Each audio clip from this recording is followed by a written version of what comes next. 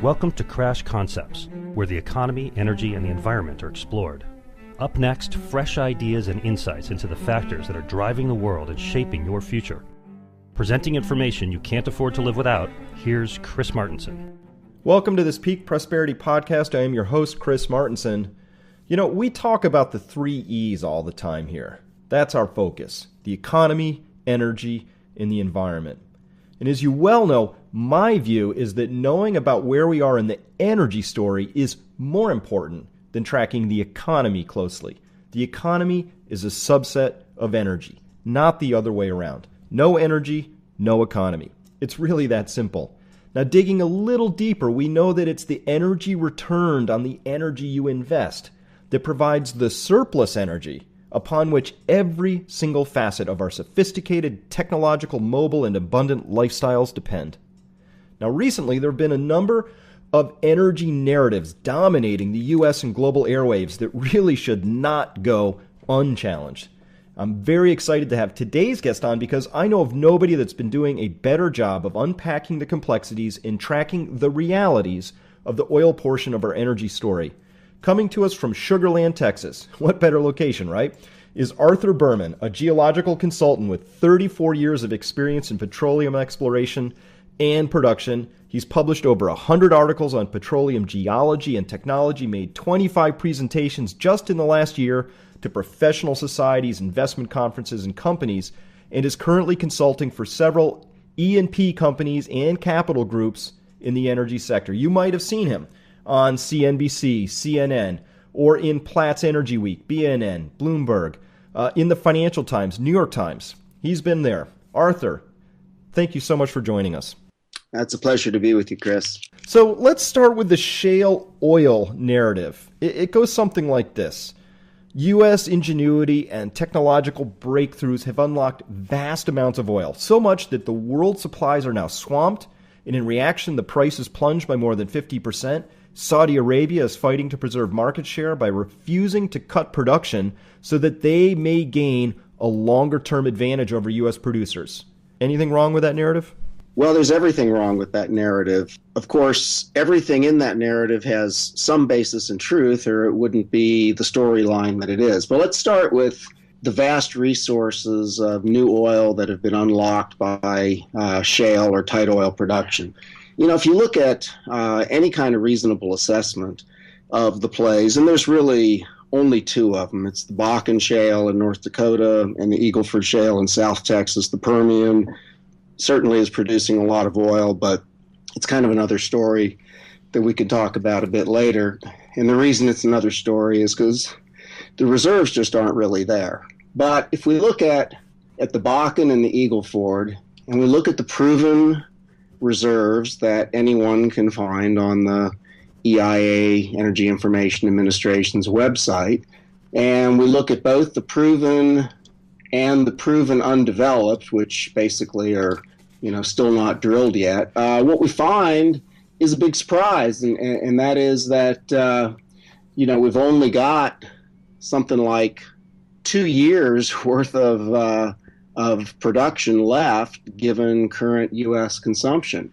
And, to listen to the kinds of things that we hear on television and on the radio and read in the newspapers, you'd think we've got decades and decades of production, but the numbers just aren't that big, Chris. I mean, we're talking about 10 billion barrels of oil from all of the tight oil plays. And again, that's not my interpretation. That's what's on, those are the published proven plus proven undeveloped reserves based on the latest information we have. Well, the United States uses about 5.5 billion barrels of oil every year. So 10 billion barrels from tight oil is less than 2 years.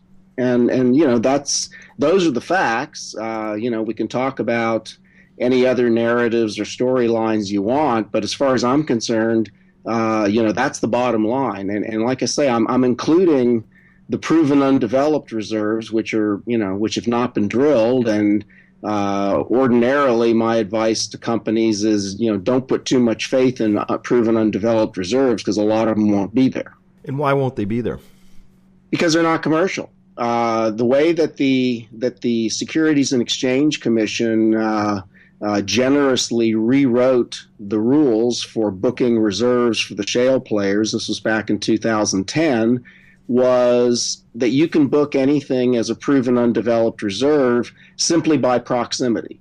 So in other words, if you've got a tract that's, within a mile or two of a producing well, you can call that proven undeveloped. Now, as we know from all oil and gas drilling, but particularly from shale oil and gas drilling, one location away, which is to say, maybe 40 to 90 acres away, is always a big surprise. But a mile away, 640 acres away, you don't have any idea what's out there because the rock is far from homogeneous. And even when we look at the core, the best areas, the sweet spots, if you will, of these shale plays, there's tremendous variability between closely spaced wells. So that's why I say that it's kind of a crapshoot for those proven undeveloped reserves. We'll know when they're drilled, and right now it's just a placeholder, a very generous placeholder, I might add.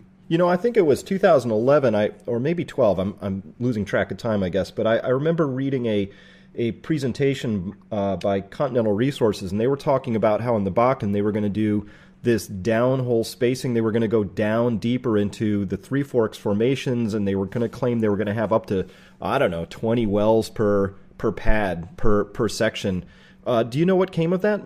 Well, I haven't seen any results that suggest that that's a reality. And here's the problem, Chris. I mean, I've seen similar kinds of fairy tales that have been presented for the Permian Basin by Continental Resources, Pioneer Natural Resources. And, so first, could you do that? Yeah, absolutely you could. I mean, the technology exists to do it. Big question, what does it cost? The way these guys draw on their whiteboards and put all these laterals stacked at different depths makes it look like a piece of cake, literally a piece of layer cake is what they call it. But each one of those wells still costs, in the case of the Bakken, $10 million. So, so you can do it. Yeah, you can do it. The question is, does it make any money? Does it even break even? And that's the part that, is almost never addressed in the narrative that we're talking about. Is anybody even breaking even in these plays, much less making money? And what if they do what they're telling everybody they're going to do, which is to drill these tiered multilateral wells, or they talk about infilling on 40-acre spacing or something like that? And again, the question is, well, yeah, you can do that, but what does that do to your returns? What does that do to your profits? And they never want to talk about that. Well, I'd love to talk about this profit side a bit, and because I've been very confused by what's going on there. So before we get to the actual company profitability, maybe you can shed some light on this. With the rundown in oil prices, the media was just swamped with various analyses coming from a variety of usually sell-side analysts saying, here's the all-in break-even cost for play X, play Y, play Z. So, they stack all the plays out. I never really understood what was involved in those break-even analyses. Can you shed some light on that? Are these companies, when we're looking at those, are we looking at truly the all-in, full-cycle, self-sustaining break-even cost? Is this just the per-well drilling cost? What are we looking at when we're looking at a chart that purports to tell us what the break-even cost of a play is? Well, that's the key question, Chris. It's like it's like asking, what does it cost? I mean, it's easy to say this is what it is, but what's involved? What are your assumptions? And so, your point is dead on, and that is what costs have been included and what costs have been excluded. Now, I've read all those silly articles, and basically this is a pattern that we see. We saw it with shale gas when the price of gas dropped from, $14 or $15 per 1,000 cubic feet, first to $8, and then to $6, and then to $4. And every time the price goes down, the companies have another fairy tale for why they're still going to make money or break even on the lower price. Well, we've seen the same thing as oil prices have dropped. When oil prices dropped to 80, we saw a whole stream of articles saying, oh, well, all these companies can still make money at 80, and then it went to 70, and now they can make money at 70. And, recently I've seen some preposterous articles that say that, some of these operators can, make money at $20 or $30 a barrel. It's bogus. The whole thing is bogus. So what they're doing for the most part is they're just telling you about point forward costs. They're just telling you if their only costs were drilling and completion, then what price could they break even at? And that's fine. I mean, that's a measurement that is useful in some ways because companies have different amounts of debt and different amounts of overhead and differing levels of operating costs and all of that. But if you're really talking about a break even price, at the very least, I mean, you have to include what are your lease operating expenses? What does it cost to do business out there? You got people that run around checking, metering wells, and you've got royalties and taxes and transportation and gathering. Plus, you got a whole company with employees and buildings, and I mean, that stuff is not free. And these oil and gas companies don't have another profit center to charge it to. So eventually it all comes back to the well. And then there's debt. Almost none of these companies they have low debt. Most of the independents, their debt is something like 50% or more of their value. And they've got to pay interest on that debt every month, just like you and I do on whatever loans we have. Now, you factor all that in, and what you find is the best companies, and there are some good ones, in the very best parts of the plays are maybe breaking even at $95 or $90 a barrel. Now, we did a study recently for a client where we looked at the core of the Bakken, the 4 counties that are the sweetest of the sweet spots, and we looked at the top operators, and we did the full analysis. And what we came up with was that in that very best part of the Bakken, you needed about $83 per barrel of oil equivalent to break even. Now, the other thing that's bogus about these analyses is where do you get your reserve numbers from? I mean, everybody who's listening to this knows something about economics, and you got to have a number. I mean, what's your average well? You're saying your average well breaks even at, price X. Well, tell me what reserve number that's based on, because if you're basing that break-even price on a reserve that says you're going to make, 1 million barrels of oil versus 750,000, well, the economics are going to be completely different, and therefore the break-even price is going to be different. And it's not just the reserves, it's the rates at which you produce that well. Are you going to produce that, let's say, 1 million barrels over 50 years, or are you going to produce it over 5 years? Because we're talking about the time value of money, and the faster you get your money back, the quicker you drill out of you get out of your net present value hole in the ground. So, none of these things are ever discussed. And frankly, most of the so-called research analysis that's done, I think they just get their reserves from the companies. The companies just make up a story and tell them, okay, our average well makes this much, and that's what they use. Now,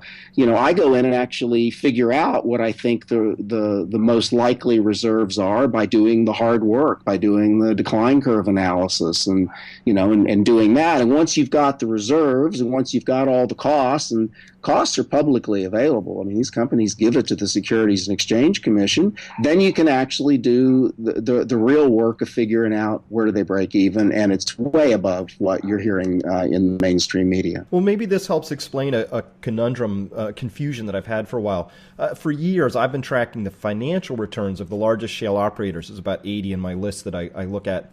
And specifically the cash flow statements, because to me that's, these are supposed to be cash cows, and it always comes back to the cash flow. If you want to know if a business is going to do well or not, are they producing positive free cash flows? And what I've seen there, and other people have commented on this as well, it's pretty well known, I think. I've even seen it printed in Bloomberg, but these companies have consistent negative free cash flows. Every year I've been tracking them, including 2011, 12, 13, when oil prices were twice what they are. I'd love to get your take on this phenomenon. I mean, does it make sense that I should be concerned that a company that theoretically is doing a plumbing operation in the Bakken and is making money and breaking even at theoretically at $50 a barrel, that they were all sporting steeply negative free cash flows through what were arguably the best years? You've got to look at that, Chris. I mean, that's absolutely critical, and I look at it too. I mean, if you look at third quarter earnings, we'll get full year earnings here. Well, they're starting to come in now. February is usually the month, but yeah, I see the same thing you do, and that is that the very best of the companies in these tight oil plays, companies like EOG, for instance, they're barely cash flow positive. And of course, when you're looking at the free cash flow number, you're not really sure of all the costs that have been included. You got to look at each statement. But yes, you're absolutely right. If we look at the oil-weighted onshore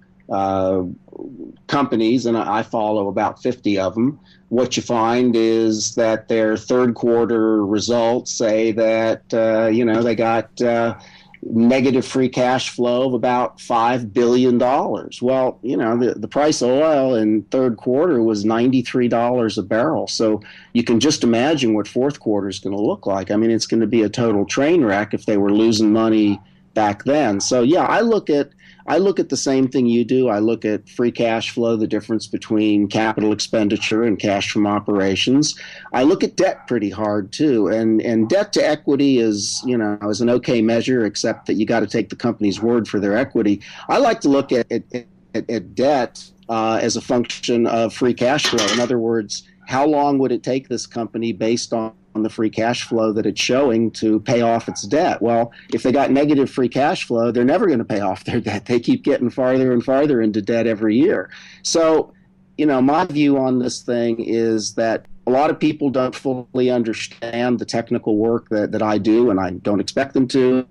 And maybe they say, well, we've read other people's analyses that are more optimistic than yours. And I say, fine, let's put that on the table on the side for a second. Let's look at what you look at, Chris. Let's look at the cash flows and the balance sheets of these companies, because if they're really as profitable as they say, then we ought to see it reflected in the cash flows and the balance sheets, and we just don't. And I wish I could say something different, but these are facts, and we have to look at facts. Another fact that's eluded me for a while is looking at, for instance, the severance taxes that Texas pulls out, or the rate of taxation that North Dakota is pulling out, or Pennsylvania. So oil gets pulled out of the ground. A portion of that, goes to the royalty owner. A portion of that goes to the state. And I look at those state pulls, and in Texas, they actually did a study where they said, wow, we pulled in about $1 billion in severance taxes. Hey, over the same period, we incurred about $4 billion in road damage, infrastructure damage, roads, bridges, and things like that.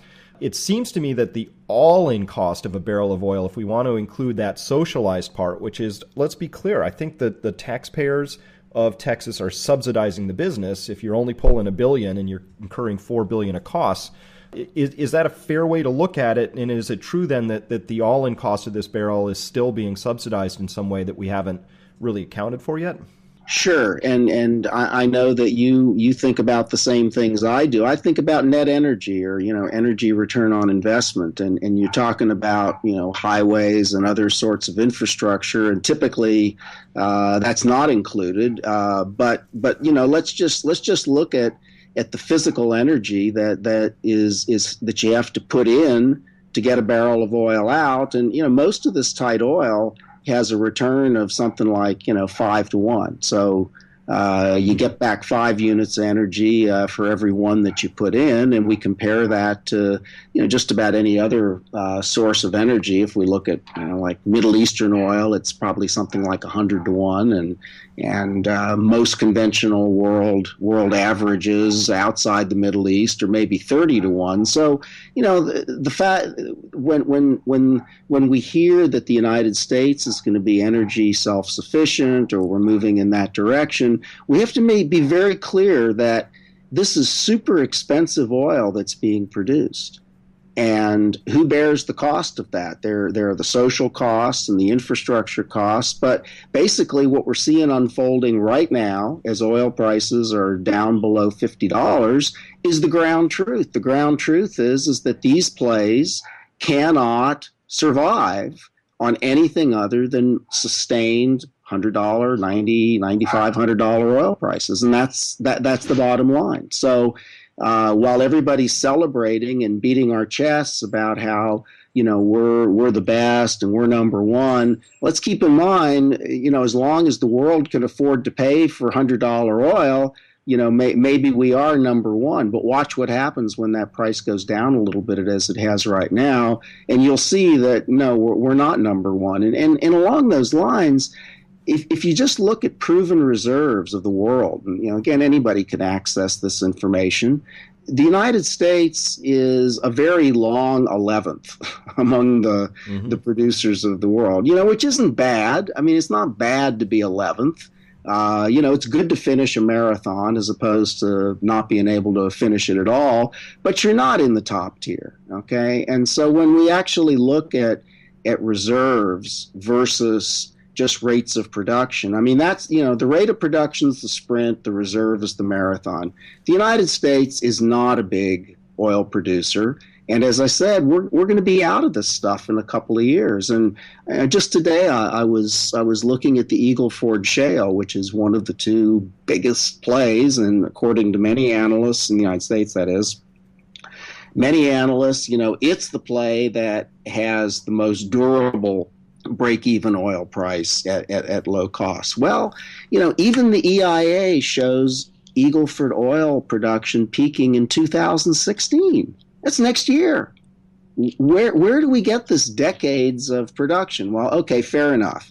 The production from the Eagle Ford isn't going to stop in 2016. It'll go on for many, many years, but at greatly reduced rates of production every year. So in this particular case, I think the EIA and the IEA have it pretty close to right. Not exactly right, but pretty close. They look at the U.S. tight oil plays and they see a couple of years, maybe 5 years before things start to fall off.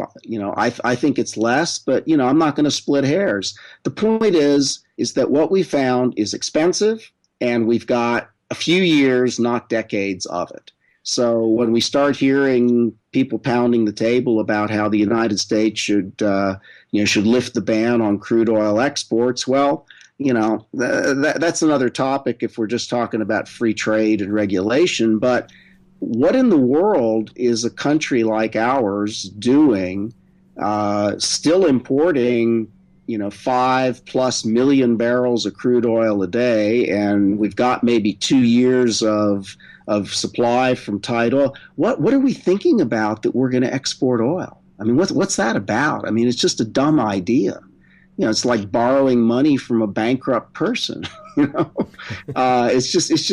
like, wow, what are you guys thinking about here? And I'll tell you what they're thinking about. I mean, the companies are thinking that it's easier for them just to sell the oil overseas than it is to go through all the hassle of having to blend it with heavier oil and refine it and then go sell that overseas. But so, any way you look at this thing, Chris, I mean, I think you just have to be realistic. And the realistic view is let's give ourselves credit for ingenuity. We've done something that a few years ago probably almost no one thought was possible. But let's also be realistic. I mean, this is the most mature petroleum province on earth. We're squeezing blood from a stone, and as long as prices are high, we'll squeeze a little more. And that's it. I mean, I like to talk about these shale plays as not a revolution, but a retirement party. I mean, this is the kind of bittersweet celebration you have when you're almost out the door and, going to sit around the house and watch, Duck Dynasty or whatever for your remaining days. It's not really cause for a celebration. It's cause for, for some sobering concerns and taking stock about, what's the future have in store for us as a country, as a world. There's a lot of interesting points in there. The one I want to speak to right now is here's what I hear some people say. They say, look, Chris, nobody really predicted how much and how fast we were going to get oil out of the Bakken or the Eagle Ford plays. And so probably we can't predict where we're going to find the next source of oil, as if there were something out there more. How this is where I get driven a little bit nuts, because here's what I love to do. I went once to Midland and made it to the oil museum there, which is like the Louvre of oil museums. It's fantastic, right? And it's just very clear that geologists have done a great job of mapping all the basins in the world where oil could possibly have formed, right? Sedimentary basins, they had to have the right conditions, and then, geologically things had to work out. The shale plays really represent source rocks that have been mapped, drilled through, tantalizingly poked at for a long time. We always knew there was oil there. In your mind, is there a next big set of finds that could really surprise us, that might change the story? There's always a certain unknown out there, that, the United States oil production peaked in 1970, and, then Prudhoe Bay was discovered, a few years later, and we had another kind of resurgence of oil for a couple of years, not ever reaching the peak levels we did before. And people say, oh, well, see, there's always something out there. And for sure, I mean, Prudhoe is the biggest oil field ever found in the United States. But again, it's way up in the Arctic. It's super expensive oil. And so, it's really exactly what the models of peak oil would predict, that once your conventional production peaks, then you're going to be increasingly driven to more expensive, lower quality kinds of sources. And that's exactly what, what we're seeing. So, the answer then is, sure, we'll find something more than what we have. Will it be, will we find the equal of what we've found so far? Highly unlikely. Like you say, I mean, these shale basins are not news. I mean, we've known about them. The industry's known about them for decades, and we've had, the big companies have teams of geologists and geophysicists and engineers studying them for decades and asking themselves the question, could these things ever be commercial? At some oil price and with some new technology, could they be commercial? And so when the prices got high enough and the technology arrived, as it did with horizontal drilling and hydraulic fracturing, companies knew exactly where to go. It wasn't a big mystery. So will there be more outside the United States? Sure, there will. I follow. I mean, there's the Bashanov shale in Russia. There's the Vaca Muerta in Argentina. There's the Duvernay in Canada, and there's probably a handful of others. But are there infinite opportunities? No. Look at all the source rocks that we have in the United States and all of our basins, and how many of them actually work. 2.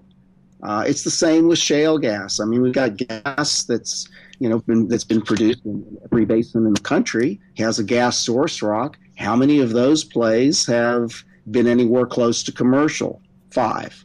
So the subset of what's potentially commercial versus everything that's out there is a tiny, tiny number. So could there be another tight oil play in the United States? Probably. It's probably one.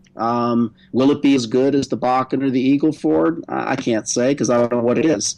Let's just say it could be. Okay, what's the next one look like? Well, we already know where they are, and they're small. If they were any good, they'd be being developed today. So that's the problem. Now, you had another very excellent point in there that I wanted to just parse out for people, and this is because this is part of the narrative. It gets put out there all the time. This idea of energy independence. This is where I think it came through, Arthur. Maybe it was 2010, 11, somewhere in that zone again. The EIA switched from reporting on our individual subsets of energy, like how energy independent are we were with respect to coal, oil, gas, stuff like that. They put it all into one spot, measured all the BTUs at once as if they were all equivalent BTUs, and said, oh, we're going to achieve energy independence. But the thing I'd love for you to talk to is this idea of, I mean, you mentioned we're still importing 5.5 million barrels per day. What are the odds that the United States will find a way to produce an additional 5.5 million barrels per day to completely 100% remove us from oil imports and then sustain that level of production? Zero, to be just as blunt as possible. You know, if you're talking about crude oil, and that's what I'm talking about, I'm not talking about all the add-ons that also get included in those estimates, you know, the natural gas liquids and the biofuels and the refinery gain and all that kind of silliness. But, you know, realistically, we might see another million or two barrels in addition to the about 9 that we're producing right now. That's optimistic, but you know, I think it's realistic, and I think that, you know, EIA is still sticking to its story that that U.S. production is going to peak at something like 10 million barrels a day, which is not all that much farther. It's another million above what we are right now. So the only way that the United States will become energy independent was in many ways. But one is that we find another 6 million barrels a day on top of the 10 million, because that's how much we use. And I frankly just don't see that as being a very likely outcome. Or we just use a heck of a lot less, you know, that we just decide, well, you know, the price of oil is too expensive, and we decide to, you know, fundamentally modify the way that we consume the stuff. And, you know, transport is the big ticket item here. I mean, something like 70 or 75% of all the oil used in the United States is used for driving cars, flying airplanes, you know, other uses of basically gasoline, jet fuel, and diesel. So we could become energy self-sufficient if everybody stopped driving around in their personal cars. You know, that I don't see that as being something that sells very well, but you know, that, so there are ways of being energy independent, but not, I don't think, by producing our way to energy independence and continuing to, you know, to live the kind of extravagant lifestyles that we do. So you talk then about, well, we got a lot of natural gas, you know, we got coal, we got all sorts of other things that we could use, and yeah, that's all true, and the technology does exist, for instance, to use natural gas to, you know, to power automobiles and buses and things like that. But there are big issues that never really get talked about, like how long might it take to do that if we decided that we wanted to do that aggressively, and what kinds of infrastructure would be required in order to accomplish that.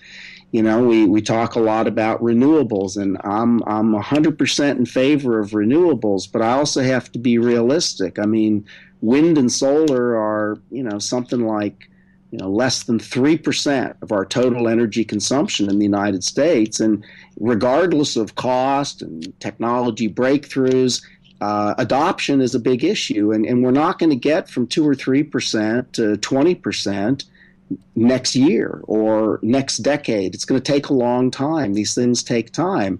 And then you start talking about the efficiencies involved. And again, I'm a fan of renewables, but on a realistic basis, you know, back to net energy, you know, wind is like, I don't know, 7-to-1 in terms of energy out versus energy in, and solar's a lot less. Solar's 2 or 3. So these are much less efficient, much less dense forms of energy than fossil fuels. And for as much as I understand and appreciate that some people just really want to get off of fossil fuels as soon as possible, we have to be realistic, and we have to look at, well, what are you willing to give up? I mean, that's really what we're talking about. And I don't see a lot of people standing in line, you know, to stop driving their personal cars. I give talks all the time at universities, you know, and students in universities are, you know, very green oriented, and they always say, well, you know, couldn't we do this? And I just ask the question,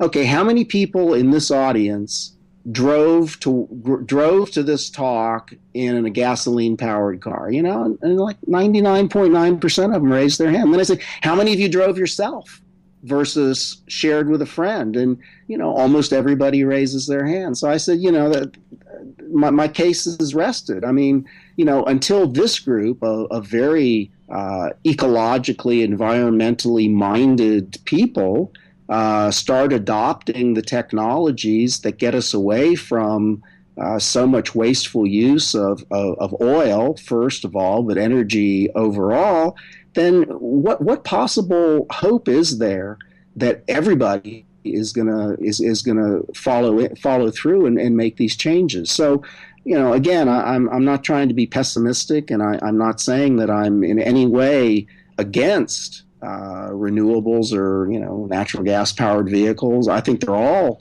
part of the solution, but I just think that we got to really be honest and realistic as we move forward, because if not, we're going to make some big mistakes. I couldn't agree more. And let me also preface by saying I'm a huge fan of renewables. I believe that in 100 years we're going to be living 100% on renewable energy one way or the other. Whether we're all on farms with draft animals again, I don't know. But fossil fuels have a lifespan. 80% of the world's energy mix right now is fossil fuels, and we know that they're finite. So someday, they do run out, whether we can argue about how long that's going to be. But I'm interested now in this idea of natural gas. The president himself, 2 State of the Unions ago, came out and said we have 100 years of natural gas. I'm tracking a couple of these things. I'd love to get your expert perspective on this.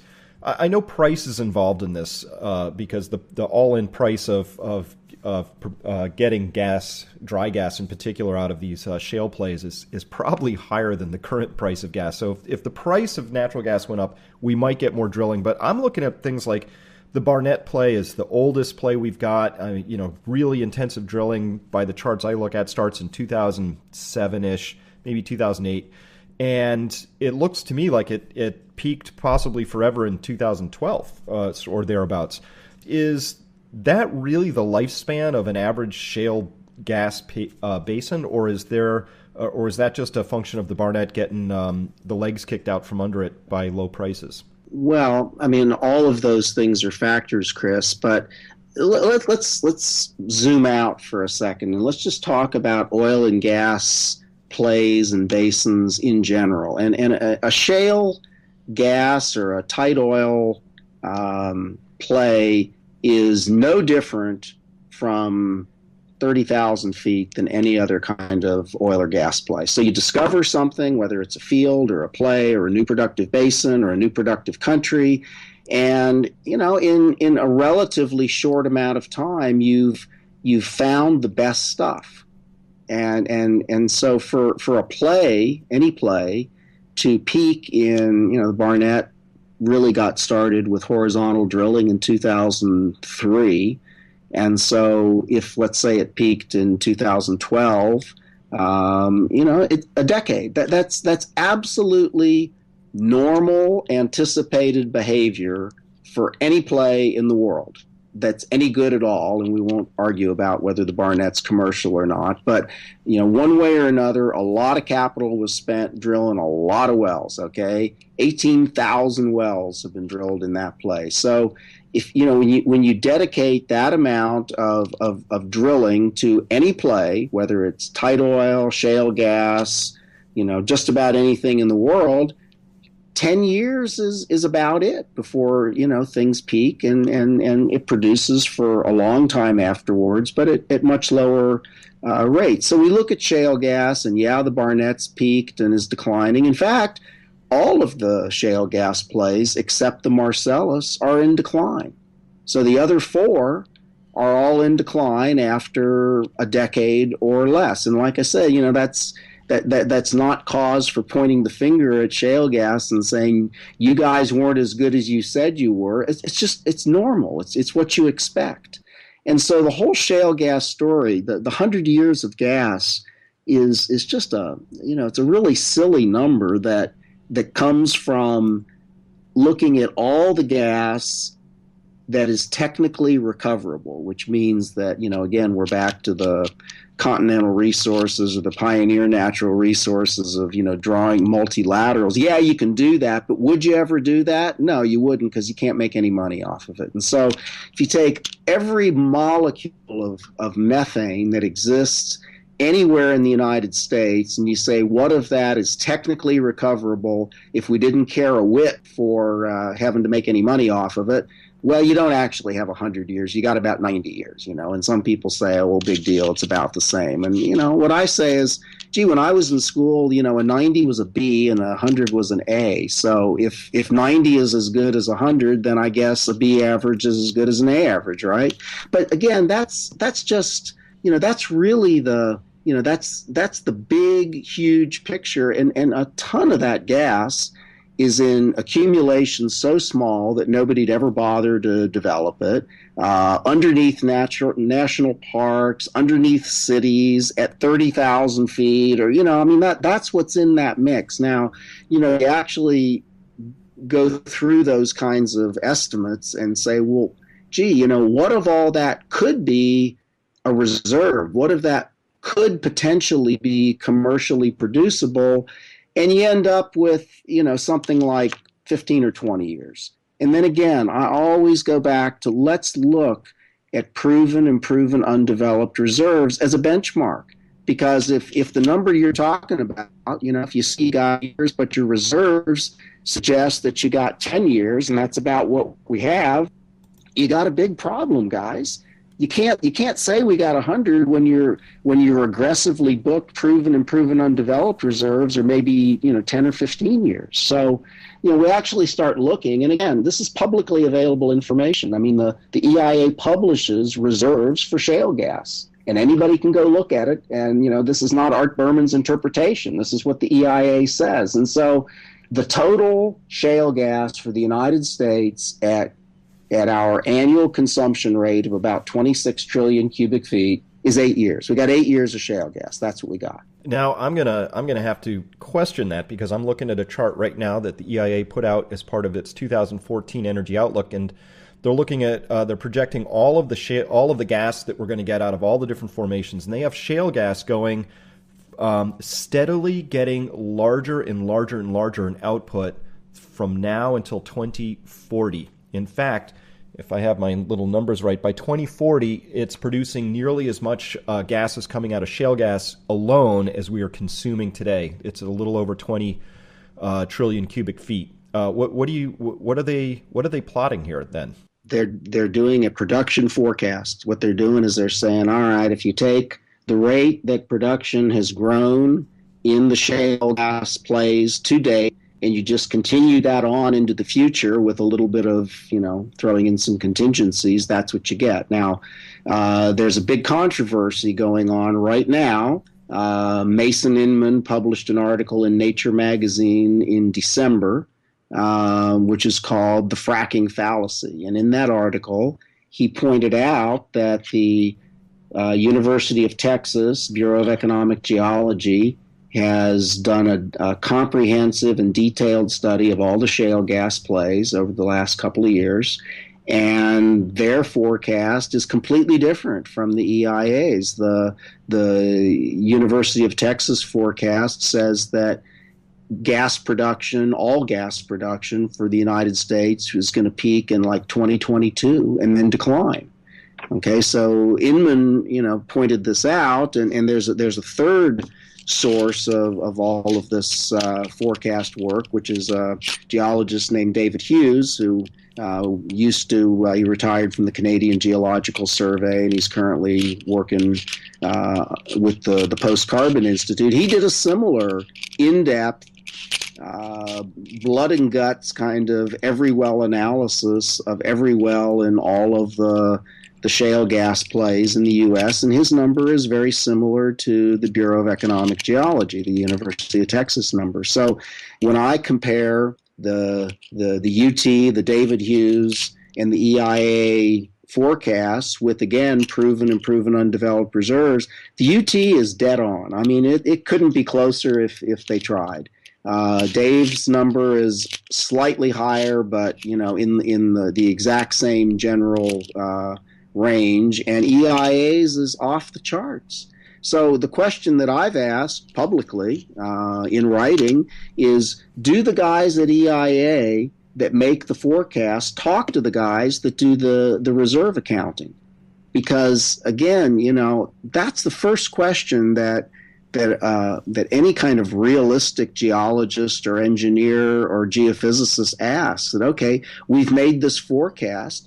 How is it similar or different from the reserves we've got? Which doesn't mean that if it's different you throw it away, but it's a reality check. And I just don't know the answer to this, Chris, but clearly EIA's got two different silos that are looking, at different things. But as I understand it, and I think I understand it pretty well, the UT study and the Dave Hughes study looked scrupulously at every single well and did reserve estimates for every single well. They did all the economics, all the geology, all the engineering, all the geophysics. EIA doesn't do that level of work, and they would be the first to admit it to you. I don't even think EIA has a geologist on staff. They do sampling, and scenarios, and so I'm not saying their work is inadequate. I'm just saying that the level of detail compared to these two other studies, if I had to put my money, I wouldn't put my money on the EIA. I'd put it on the other two because they've done the hard work, and they're coming up with a very, very different answer. And you can think what you will about that, but what I ask people to take away is, look, whatever you believe is true. What you should take away is there's a lot more uncertainty around these, fanciful projections than anybody wants to admit. And let's just say, for instance, that, the UT or Dave Hughes study is anywhere close to right. Well, we're getting ready to, we're building LNG export terminals. We've already built pipelines to Mexico. I mean, we're going to be exporting 11, 12, 13 BCF a day between those two exports if nothing more is approved. And the U.S., produces something like 70 BCF a day. So we've already committed to long-term export, of something like 8 or 9% of what we're currently producing today. And here we've got two very credible, third-party, unbiased, detailed sources that are saying we're not going to have enough gas for the United States alone past the early 2020s. And I'm saying, just like I said about oil, what are we thinking of here? Not that we should forbid people from exporting if they want to do it and if they can get the funding, but let's think carefully about our long-term needs as a country, and is this really a smart thing to do? And I say no, it's a really dumb thing to do. And I agree with that so much. And boy, I wish we had that rational planning. It's just a strategy, right? What's a strategy? Where are we going? How are we going to get there? What's our vision? What are our resources? And it was interesting, I noted that it is a fun little tempest in a teapot. I did see how the Department of Energy responded to those studies, and they got their knickers in a twist. I don't know if you saw this, but their response, they basically said, and I'm practically quoting here, that Patsek, one of the chief critics of the EIA methodology, was a known associator with the peak oil crowd. So that it was like a ad hominem sort of an attack, rather than a good solid point by point rebuttal. But we do need to get the data and have a rational discussion. How much resource do we really have? What's it going to take to get it out? What are the costs, both near and long term? And then what should we do with that? It's why I love talking with you about this, because it's not pessimism. It's not anti-Americanism. It's just reality. And I love the breadth of reality you're bringing to this conversation. So as we close up here, can the price of oil stay down here at, I'll just make a round number, at the $50 a barrel level for a year? Probably not. Again, you have to sort through all the grandstanding that goes on, and there's plenty of that from Saudi Arabia as well as the United States. Nobody's immune from that. And the bottom line, Chris, is that if you look at what are the fiscal needs of the big exporting countries, including Saudi Arabia, admittedly their production costs are extremely low, a couple of dollars a barrel. But they've got, it's their only source of revenue for their country. And so all the estimates I've seen say that Saudi Arabia really needs $100 a barrel to balance its fiscal budget. Some of the big producers out there, Iran and Nigeria, Venezuela, it's even more. It's $110, $120 a barrel. There are a few that are less. Okay, the deep water producers, they need $100 a barrel. The shale players, they need $100 a barrel. The tar sands guys, they need $100 a barrel. So, from a very high level, you look at it and say, well, if everybody needs $100 a barrel, what's the reality of $50 a barrel? And the reality is that it can't go on for very long. And so, will oil average $50 in 2015? It could. I suspect it'll be slightly higher. I don't know. I said suspect. I'm just guessing. But the big picture is it can't stay this low and continue to have as much production as it takes to meet the world's needs. It's absolutely crushed production, right? I mean, we're seeing all the rapid retractions right now, but it was a year ago, in February of 2014, that we saw all the major international oil companies retract their capex, either freezing or slightly cutting it, and that was with oil at twice the price because they couldn't both support capex and dividends. Obviously, a bloodbath, relatively speaking, today at these levels. So, if we take the rest of the world's conventional fields being in decline at some number, call it 3%, 5, 6, 7%, depending on who you believe, that's 2 to 4 million barrels a day that has to be replaced on a yearly basis. We're not going to be replacing it at these levels, right? Absolutely. Well, we're not replacing it at much higher levels of activity either. But here's the thing that I think people need to remember. Everyone's got really short memories, okay? What's happening right now is not any different, except perhaps in degree, than what happened 2 years ago. I mean, we had a big oil price drop in 2012. It went from $125 to $90. Okay, so it was going from a higher level to what we would call now a high level. But you look at the absolute value of the fall, and it's not as much as what we've seen here recently, but it's comparable. This happens all the time, and the point to take away is that oil prices in real dollars, constant, say 2013 dollars, were below $20 from 1920 until 1970. Why? Because we had abundant supply. We had more supply than demand, so the price always stayed low. Beginning in 1970, for a variety of reasons, we started seeing these big peaks and valleys in oil price. That we'd have an oil shock and they'd go way up, and then something else had happened and they'd go way down. Well, those kinds of fluctuations, that kind of volatility, is classic behavior of any commodity that's getting to be scarce. And the perception is scarce. And so the cyclicity of high, low has been a fact of life in the oil business since 1970. And it ain't going to get any better because we're not making any more oil. And the other thing that I think people should think about is all the very dire predictions about the length and depth of this particular drop in oil price. We're talking about less than 1 million barrels a day of surplus production. Okay, now 1 million barrels a day is plenty of oil, but it's nothing, compared to what any one of these countries could cut.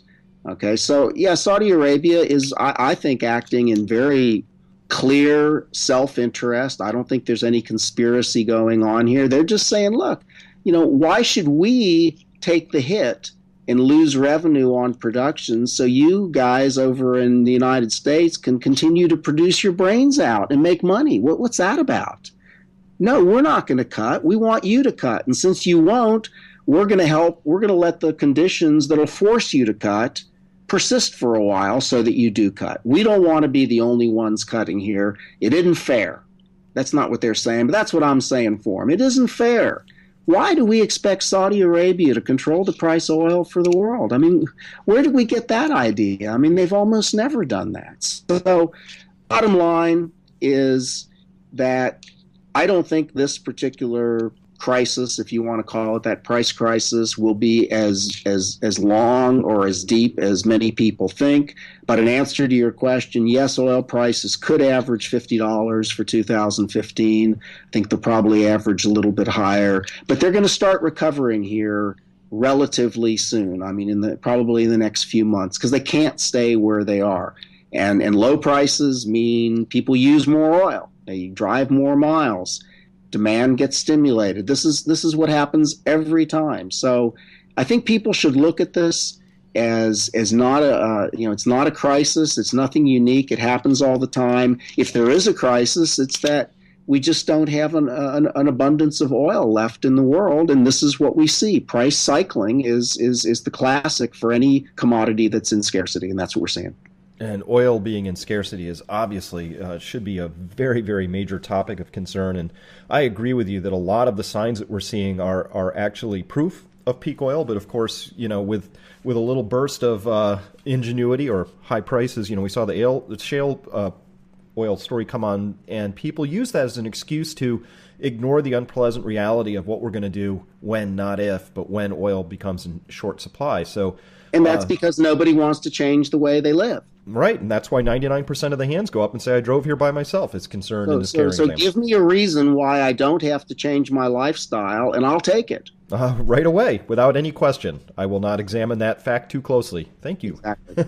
Well, excellent work, Art. And thanks so much for your time today. You've been very generous. Where can people follow you more closely? They can go in about a week or so to artberman.com. In the meantime, they can go to petroleumtruthreport.blogspot.com. That'll be redirected towards artberman.com in about a week. But again, it's petroleumtruthReport, one word, .blogspot.com, or they can just Google Arthur Berman geologist, and they'll find it pretty darn quick. Great. And of course, we'll provide the link at the bottom of this podcast on our site. So thank you so much for your time today. I hope to do it again. And here's to a very interesting 2015. Definitely, Chris. Thanks a lot for the conversation. I enjoyed it.